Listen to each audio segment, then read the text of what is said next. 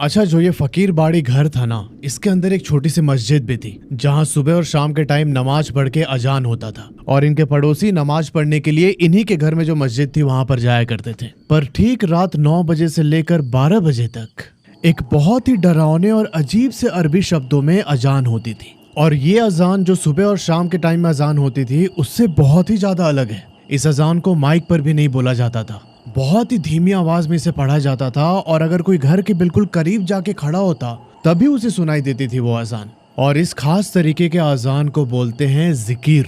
और जब ये जिकिर पढ़ी जाती थी तब उस घर के सारे दरवाजे खिड़की सब कुछ बंद कर दिए जाते थे। कोई इंसान अगर उस घर के बाहर 5 मिनट तक भी खड़े होकर उस जिकिर की आवाज को सुनता ना तो वो वहीं पर बेहोश हो जाता था। घर के बाहर खड़ा होना तो खैर बहुत आगे की बात है, जिक्र के टाइमिंग पे अगर कोई उस घर के सामने से क्रॉस भी हो जाता तो उसके अंदर एकदम ठंडी सिहरन चलने लगती थी।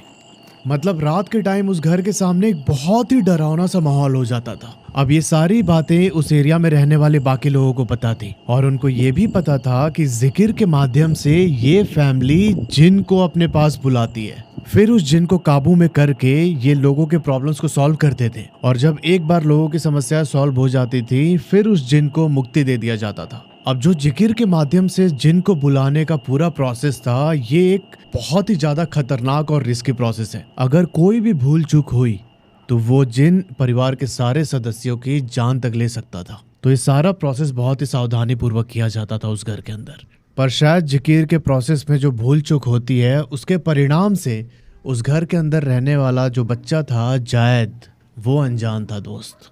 और अब आगे की कहानी आपको अंदर से एकदम हिला के रख देगी भाई।